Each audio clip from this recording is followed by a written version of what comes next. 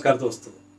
मैं अमीर होने से खुश नहीं, खुश हूँ इसीलिए अमीर हूँ। दोस्तों, ये अल्फाज किसी असाधारण व्यक्ति के ही हो सकते हैं और ये असाधारण व्यक्ति है वर्जिन ग्रुप के मालिक और प्रथम अंतरिक्ष यात्रा करने वाले उद्योगपति की। दोस्तों, आप समझ सकते हैं कि इस सामान्य से सुनने वाले कोटेशन के पीछे कितनी यथार्थता छुपी हुई है। और अमेरिका में एक सर्वे हुआ था जिसमें 1099 लोग पार्टिसिपेट किए थे और इसमें पार्टिसिपेट करने वाले लोगों से पूछा गया था कि आप किस शक्ल में अपने आप को याद किया जाना मुनासिब समझेंगे। तो पहला क्वेश्चन था उसमें कि सोसाइटी में दिए गए कंट्रीब्यूशन के तौर पर, और दूसरा उनके पास जो अकुश संपत्ति है उस तौर में वो याद किया जाना पसंद करेंगे। तो गौर करने वाली बात है कि इसमें से 10 में से 9 व्यक्तियों ने अपने आप को उस योगदान के लिए याद किए जाने की गुजारिश की जो उन्होंने सोसाइटी को दिया था। तो निश्चित तौर पर इस बात से साफ जाहिर हो जाता है कि धन हमारे लिए महत्वपूर्ण कारक हो सकता है लेकिन प्राथमिक नहीं। और ये प्राथमिक चीज है हमारा आनंद और खुशी। और सबसे बड़ी चीज है कि इस दुनिया में जितने भी निःशुल्क चीजें हैं, हवा है, पानी है, ये सब निःशुल्क ही प्राप्त होते हैं और इसके लिए कोई मूल्य देना नहीं पड़ता। और उसी तरह हमारा खुशी भी है, बशर्ते हम दृढ़ संकल्प ले लें कि इसको जो है कैसे प्राप्त करें। और इसी के संदर्भ में मेरे जहन में बिल गेट्स का वो कोटेशन अवश्य तौर पर याद आता है जिसमें उन्होंने फरमाया था कि आदत और आमदनी एक दूसरे से उलझे हुए हैं, हमें सिर्फ काम करने का आनंद आना चाहिए। आमदनी स्वतः ही जाती है। तो आप समझ सकते हैं कि हमारा जो कार्य है वो जीवन में कितना महत्वपूर्ण योगदान देता है। हमारी जो आदत है वो जीवन में कितना महत्वपूर्ण योगदान देता है हमें अन्य अनुषंगिक चीजों को प्राप्त करने के लिए। लिन यूतंग ने एक जगह फरमाया था कि यदि आप 1 घंटे की खुशी चाहते हैं तो दावत में चले जाइए, और 1 दिन की खुशी चाहते हैं तो शादी कर लीजिए, और यदि फॉर एवर जीवन भर खुशी चाहते हैं तो माली की तरह कार्य कीजिए और आपकी भूमिका माली की तरह। तो आप समझ सकते हैं दोस्तों, एक माली के तौर पर हम अपने जीवन को कैसे गुलशन कर सकते हैं और अपने जीवन में ही नहीं अपितु दूसरे का जीवन भी गुलजार करने में महती भूमिका अदा कर सकते हैं।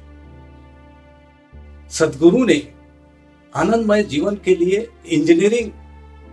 इनर इंजीनियरिंग का कॉन्सेप्ट दिया था, जिसके माध्यम से उन्होंने कार्य, जीवन और दुनिया को देखने का नजरिया के ऊपर हम लोग का ध्यान आकर्षित किया है। और इसी के माध्यम से उन्होंने बहुत सारे अवधारणाओं का प्रतिपादन किया है कि मनुष्य अपने इनर इंजीनियरिंग को समझ के कैसे अपने जीवन को आनंद पूर्वक प्राप्ति कर सकता है। तो दोस्तों, कहना मुनासिब होगा कि धन हमारे लिए बाय प्रोडक्ट है, ना कि मेन प्रोडक्ट। और हमारा जो मेन प्रोडक्ट है वो है हमारा आनंद और खुशी। और नो डाउट हमारे जीवन में आनंद या खुशी की प्राप्ति के लिए बहुत सारे उपाय हो सकते हैं, और इस आनंद की प्राप्ति के लिए बहुत सारे अलग अलग विद्वानों ने या महापुरुषों ने या जानकारों ने रास्ते बताए हैं। और निश्चित तौर पर यदि पृथ्वी की संकल्पना करूं या फिर निर्देशांक के अनुसार मैं चलूं, तो हमारे जो पृथ्वी में लेटीट्यूड डिपार्चर होते हैं, और यदि क्वाड्रेंट के दृष्टिकोण से देखूं तो हमारे 4 क्वाड्रेंट रहते हैं। और इसी में हम आनंद ढूंढने का प्रयास करें तो काफी हद तक हमको जो है सफलता हासिल हो सकती है।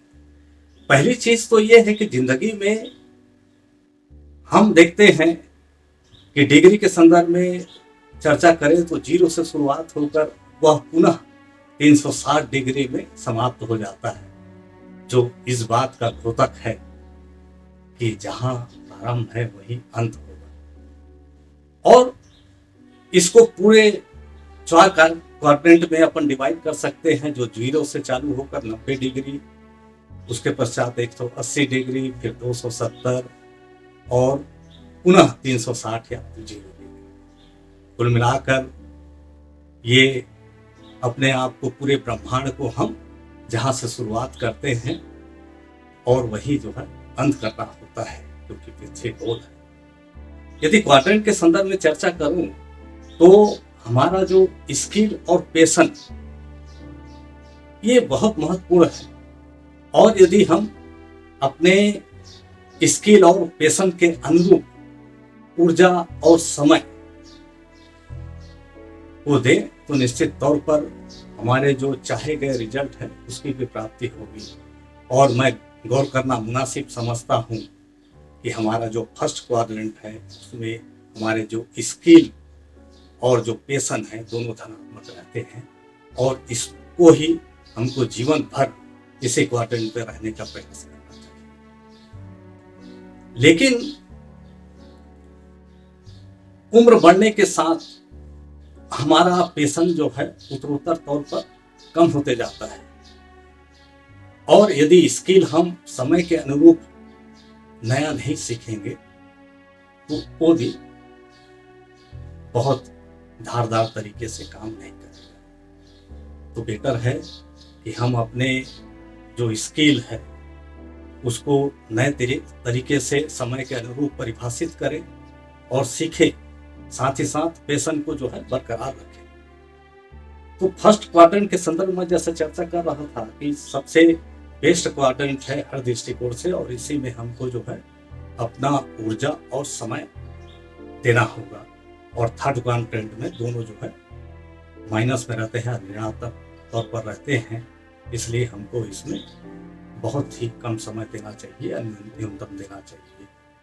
और बाकी जो सेकंड क्वाड्रेंट है इसमें हमारे जो स्किल है वो धनात्मक रहते हैं, और हमारा जो पैशन है वो नेगेटिव रहता है। और साथ ही साथ जो है हमारा जो फोर्थ क्वाड्रेंट है इसके रिवर्स होता है, मतलब स्किल जो है माइनस होता है और हमारा जो पैशन होता है पॉजिटिव होता है।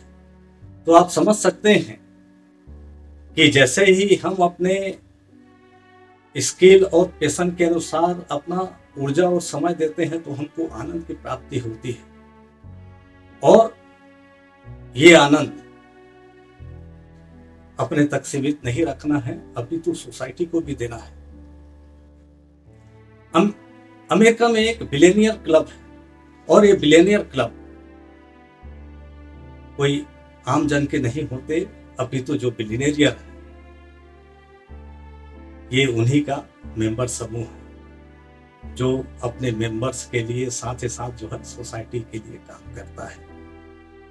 इस बिलियनियर क्लब की खासियत यह है कि इसमें जो बिलियनियर है वही इसके मेंबरशिप को ग्राह्य कर सकते हैं या मेंबरशिप ले सकते हैं, और इसमें जो इनकम रहता है उसका 10% जो है मेंबरशिप के तौर पर आपको जो है डिपॉजिट दिया जाना होता है।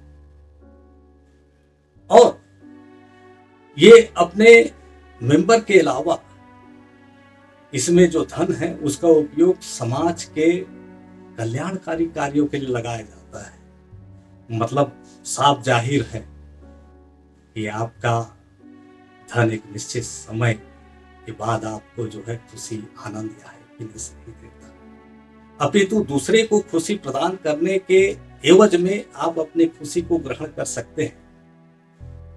इसीलिए यदि हैप्पीनेस और आपके समृद्धि या इकोनॉमी या मनी के रेस्पेक्ट में यदि एक रिजल्टेंट ड्रा किया जाए तो जैसे जैसे इनिशियल स्टेज में आपका पैसा बढ़ता है वैसा हैप्पीनेस बढ़ता है, लेकिन एक समय के बाद आपका पैसा बढ़ सकता है लेकिन हैप्पीनेस नहीं बढ़ेगा। और ऐसे कार्यों के माध्यम से ही आप अपने हैप्पीनेस को बढ़ा सकते हैं, जिसमें आप दूसरे को हेल्प कर सकते हैं।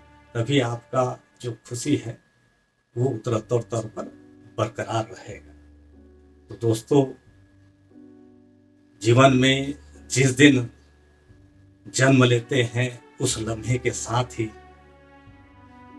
हम निरंतर तौर पर मौत की ओर अग्रसर होते हैं। इस रियलिटी से अपन अस्वीकार नहीं कर सकते।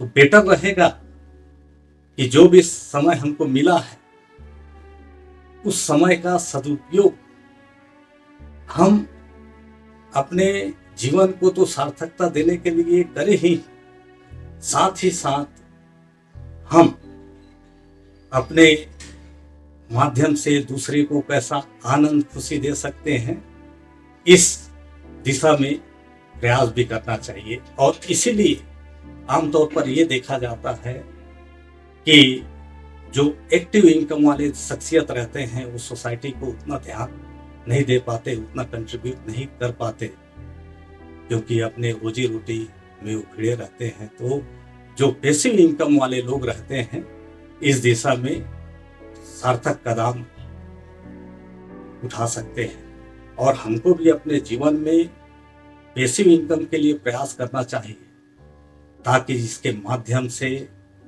हम अपने धन का सदुपयोग भी कर सके और सोसाइटी को अच्छे तरीके से फरिश कर सके, उसको आनंदित कर सके और एक मानवीय दृष्टिकोण से एक सार्थक कदम हो। तो अभी तक का सफर यहीं तक। ये वीडियो आपको पसंद आए तो इसको शेयर और सब्सक्राइब अवश्य करने का कष्ट